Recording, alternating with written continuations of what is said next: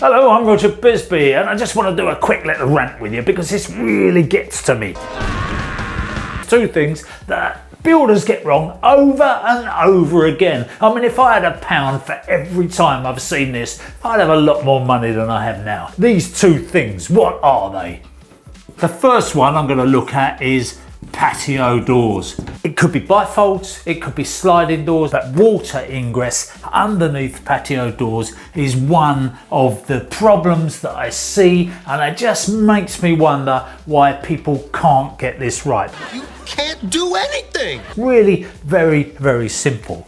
We've got floor level here, so we've got a bit of a concrete floor, we've got a patio door, and we've got an outside ground level. Now sometimes this outside ground level can be at the same height as the inner floor because people like that. They like that level threshold going all the way through. When it rains, the water comes in under the patio door. Now, if the patio door is set at this height, the only way you're going to keep that water out is to make a really good seal on that side to stop it coming in. But what I would say is every single time what they need to do is set that patio door in lower than the inside floor level so that there's no step over from the inside floor level to the outside. So the track in the patio door is down here. There's a weep hole there out to the outside, which has to be done underneath the patio or the deck if that's what you're doing.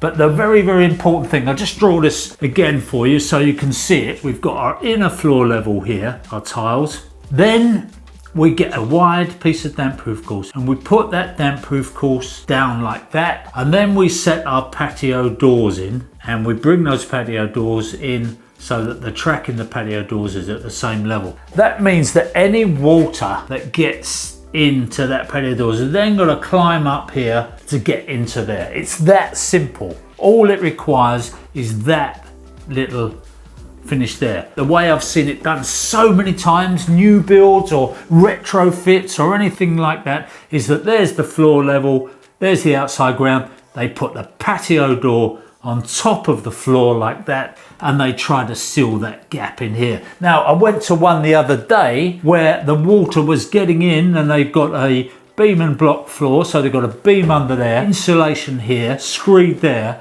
and the water was getting under the insulation, tracking all the way across the house and coming up in an adjacent room. And that meant that it lifted all that insulation, cracked the screed and everything. And all it would have taken to avoid that problem was a simple bit of DPC down the front of that floor and out there. And then the water could never have got past there under the floor. So that's my first thing.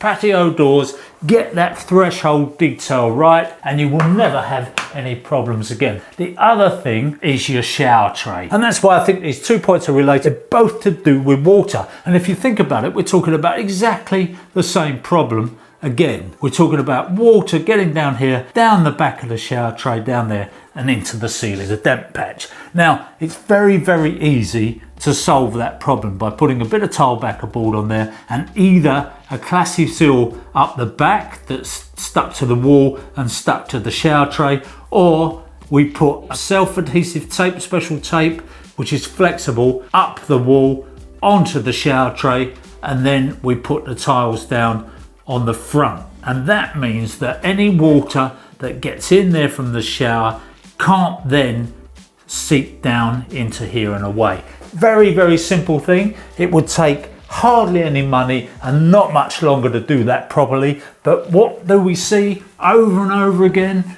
There's your wall. We see the shower tray being put in there. We see the silicone seal being made there. The tiles are going up the wall there. They may do another little bit of silicone there, but eventually, because of movement, because of shrinkage, because of anything else, that in the end, that silicone seal parts company, the water gets down there.